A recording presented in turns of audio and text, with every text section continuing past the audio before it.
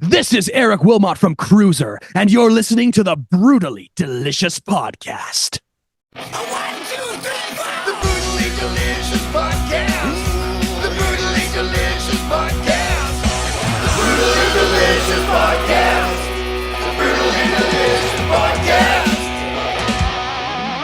This is 70,000 Tons of Metal, the original but world's biggest heavy metal cruise.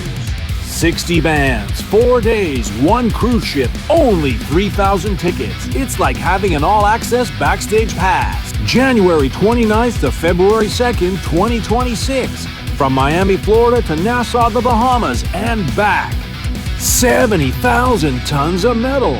What are you doing next winter?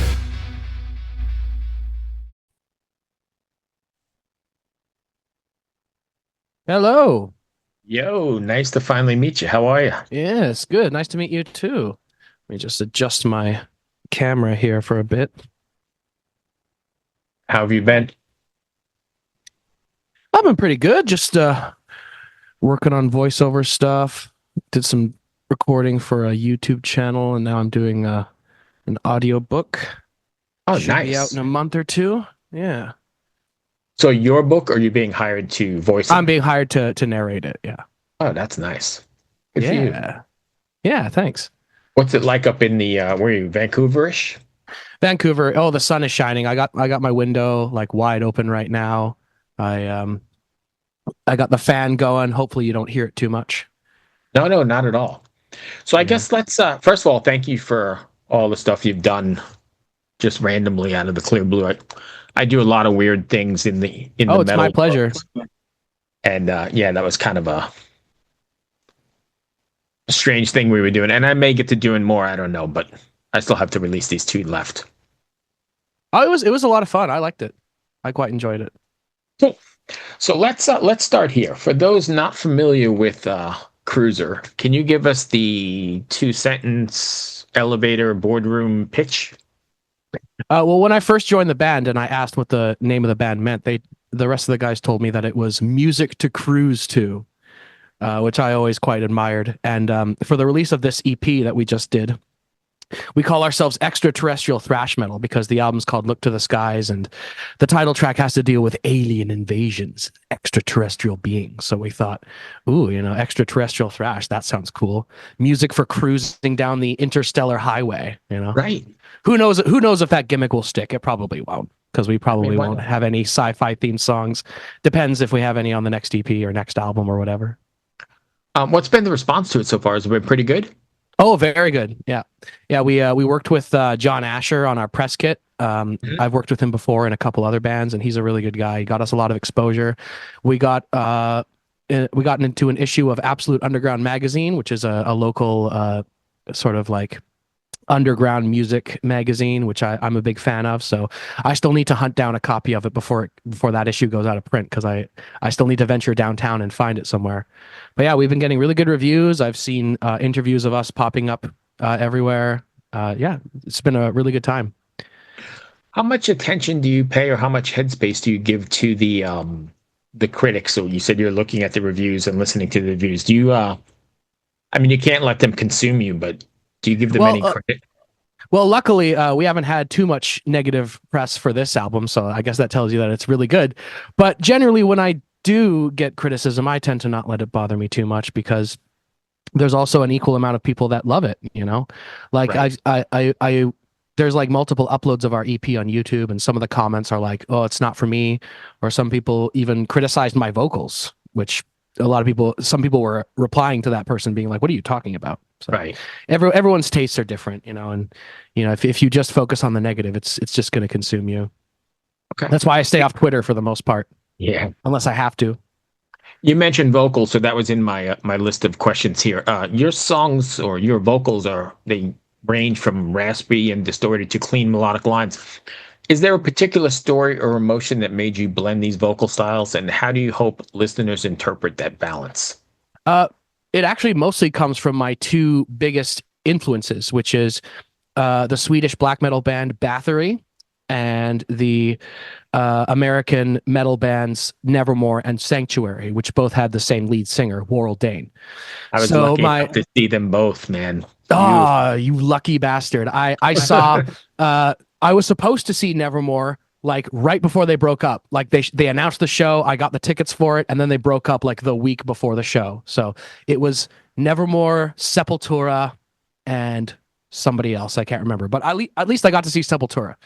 So that was nice. Yeah. But yeah, going back to the vocals, my vocals are, I always told them, I always sort of described them as a combination of Quorthon and Warrell Dane, Quorthon being the lead vocalist of Bathory. And Yeah. combining the vocals together, I don't really think I did that on purpose, really. I just kind of, it just is kind of something that happened because my clean singing is influenced by Warrell Dane, my raspy singing is influenced by Quorthon, and I can't really do death growls all that much. So instead of combining death growls and clean vocals, I do black metal rasps and clean vocals, and people seem to like it. So I know you mentioned it's sci-fi themed or whatever, but is there at the core of it something you want your fans to take away from, or a message, or that sort of thing? Yeah, there's something to be said in some of the lyrics on the album about like the subversion of metal tropes. Like I hate the whole kill posers mentality. It's like, Right. you listen to this type of metal that I don't like, therefore you must die. Right. It's like, can't we all just get along? Like that's what the message of the song I Need Thrash is. It's like, you know, it doesn't matter if you like thrash or hair metal or grunge or gent or whatever the hell, you know, we're all brothers and sisters in metal. We got to fight back against the system that's trying to keep us down, man. Right. And, you know, arguing about whether a band uses blast beats or does breakdowns or is not true or cavelt enough. It's stupid. So I guess the message that I want people to take away from our music is just, we got to come together, man. It's all just a big party, man. And we're all invited and we all just got to exist, you know? So for then, staying with that sort of theme, then for listeners who look to music as a sort of purpose or escapism, which track on Look to the Skies do you see to be the most transporting?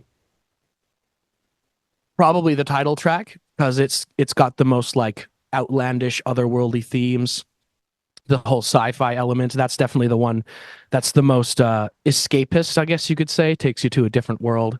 The other songs don't quite reach that level of I guess science fiction-y fantasy escapism. Like you got songs about seeking revenge against people who've wronged you, songs about a song about, you know, nuclear destruction and stuff, which is very, very par for the course for thrash. Right. And, you know, the whole thing about subverting metal cliches on I Need Thrash. And then, of course, you got Pit Viper, which is just, you know, classic good old rock and roll, new wave of British heavy metal cheesiness. Okay. If you could, speaking of that, then, if you could invite a legendary thrash or new wave of British heavy metal musician, past or present, to guest on your record, who would it be? Oh, geez. Thrash or new wave of British heavy metal? Would it just like a vocalist or any kind of any musician? Any musician. Well, I'm a really big fan of Violence, the San Francisco thrash band. So I'd love to do something. I'd love to do something with Sean Killian, you know, politics aside. I'd love to do something with him or Phil Demmel. Yeah. Any of those guys from the San Francisco Bay Area, you know, having I just got off a podcast with Rick Hinault. Oh, sick. That's the awesome. interview just before you. Yeah, his new project, Nefarious. Is there anyone else in that band too? Is it like a supergroup of sorts? It is a supergroup. Hold on. Ooh, I'm excited to hear about that. Yeah, hang on. I can tell you right now. Sorry, I should know because I just talked to them, but it's been a long day. Give me 1 second. I'll pull it up for you. Yeah, Rick was great. I mean, and a legend, right? Oh, yeah. So it's Definitely. Caton DePena from Hyrax. Oh, from Hyrax. Nice. Rick Hinault, Doug Piercy from Heathen and Blind Delusion. Nice. Will Carroll from Death Angel. And Tom Gears from Blind Delusion and Ancient Mariner. Nice. Yeah, like any of those guys from the San Francisco scene. I'd love to have Alex Skolnick do a solo. I'd love to do something with Gary Holt. Maybe something with like Zetro or Chuck Billy. Just being able to work with any of those guys would be an honor. Past and present, of course. Warrell Dane. That would also be Right. that would be a huge honor to work with him. But of course, it's a little too late for that now. Unfortunately. Are you guys planning on taking Crüzer on the road, or is that on the not a thing at the road? moment? Maybe once we record another album, because we're planning on doing another EP soon-ish. So once that's done, we'll probably go out on the road a little bit, maybe tour the rest of BC, maybe go into Alberta a little bit. We're probably not going to go to the States right now for obvious reasons. Yeah. But we'd rather go to Europe or South America before we go to the States. But Yeah, baby steps. We'll definitely do a tour of Canada at some point in the near future. But for now, we're just sticking to local shows, I think. But don't worry, we will expand our net soon enough. Yeah, absolutely. And are you one of those bands then that two-part question, are always writing, and then two, do you approach like your writing process with a theme in mind? So this one was the intergalactic highway, or however you described it earlier. Yeah, the answer to the first question is 100% yes. Our guitarist Ben is a riff writing machine. He comes to practice with like 5 new songs completely written, and it's like, Jesus Christ, man, slow down. Right. But I guess it's a good thing because we got a huge well of material to pull from. So there's no shortage of material there. And what was the second part of the question? Is it the approach to songwriting, right? Kind of. Yeah. Yeah. Well, yeah. When you approach the record, when you're writing it, are you writing it like with the theme in mind? So the last one was Look to the Skies, and it's that interstellar kind of thing. But are you staying in sci-fi realm? I guess. Well, they usually they'll come to practice with a song or riff written, and it'll have a title as well. And depending on how good the temporary title is, I'll either keep it and kind of roll with the theme that it's evoking, or I'll just completely scrap it and start over. Because the original title for Look to the Skies, the working title was Archer, because I think it sounds kind of like Unleash the Archers, is what they said. And I honestly don't know where I got Look to the Skies from, like the theme. I think we just kind of like brainstormed at practice and we're like, let's write a song about aliens. I don't know. I smoke too much pot. I can't remember details like that. Nice. It's legal in Canada, so you're quite lucky. Yeah. It's medicinal here only with a license. So no.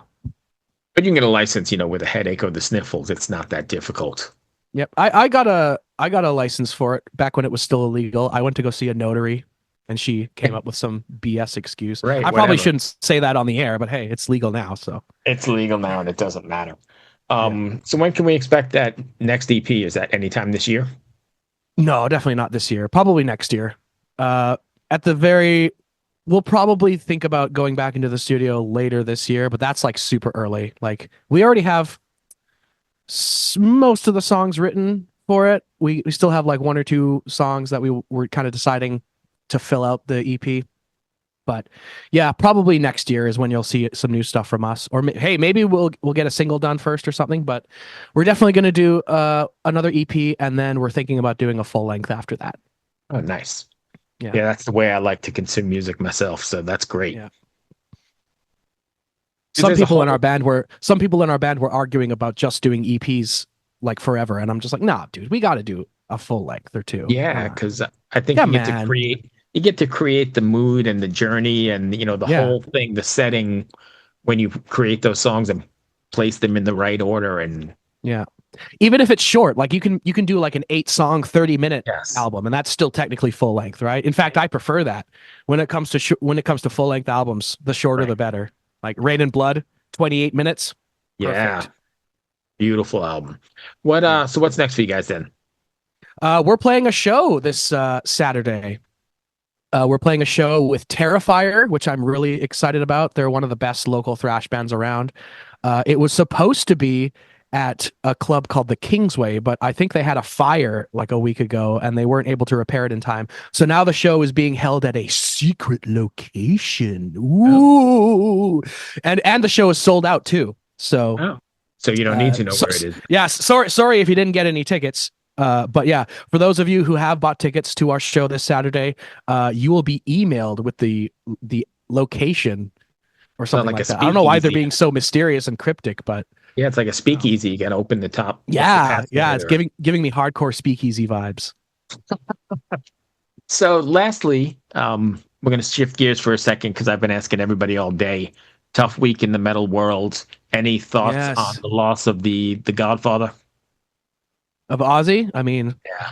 I think there's not a lot more that I can say. I mean, he was extremely influential. I remember buying a copy of Paranoid used on CD at a music store, and like when I was in like middle school, and I remember being scared to put the CD in the player because I was like, oh, this is some scary, spooky metal, right? And then I put it in, and then War Pigs came on, and I was like, oh, I recognize this song from the radio, actually. So, but yeah, favorite Ozzy album, I would probably say.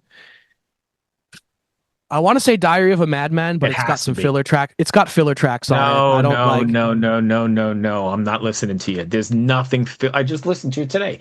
Nothing filler on that. What's Dude, filler? Tonight sucks. Come on. Oh, come And on. SATO is like barely good. So that It's one, like borderline crappy.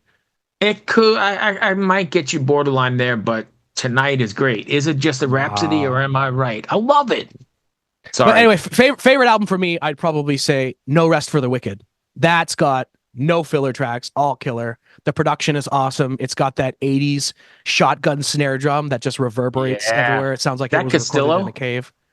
Was that Randy Castillo? I think so. I'm not sure. I do know that it was Zach's first album, and Yeah. he's got all those pinch harmonics on. I like to Oh, call him yeah. Zach because of all the pinch harmonics he does. Yes, that's a Absolutely. fantastic album. Very underrated album, I would say. No Rest for the Wicked. Yeah, and you know what? If I had to rate them, it still doesn't show up in my top 5. But I agree with you. You know, now that you said it, there's a lot of good stuff on there. Breaking All the Rules. Oh, dude, that album, Yeah, that song, even Miracle slays. Man, right? That's great. Miracle Man. Oh yeah, Crazy Babies, with that riff that has that traditional pinch harmonic. Yep. I guess I just don't listen to it enough because I listen to mostly the Randy Jake era. Oh yeah, Jakey Lee's great too. One of my Ultimate Sin. faves. Speaking of Fantastic album. underrated, he's Ultimate Sin. rated. Oh yeah, Jakey Lee. Yeah. Probably doesn't help that Ultimate Sin was like out of print for like decades. Yeah. Anyway, sorry, we got totally off on a tangent. I appreciate you taking the time. Did I No, miss it was a anything good you wanted to tangent. cover? Any songs by Ozzy that we want to cover? No, did I miss anything that you want to cover? Oh, yeah. I was just saying that because we've been toying with the idea of doing "Bark at the Moon" as a cover in our live set. Oh, but nice. now that Ozzy's gone, we might actually do it for real. But I don't think there's enough time to do it for this show coming up. But Right. maybe sometime in the future. But yeah, we're to top it all off, we're Crüzer. You can find us on YouTube, Instagram, Facebook, Twitter, Blue Sky, Telegram, for God's sakes. You can find us under Crüzer Music. That's CRUZERMUZIK. You can tell I'm Canadian because I said Zed. Yep. But yeah, just look us up on there and listen to some good interstellar metal. Thank you, my friend, for taking the time. I appreciate it. Thank you again for doing those weird things with me. I appreciate that.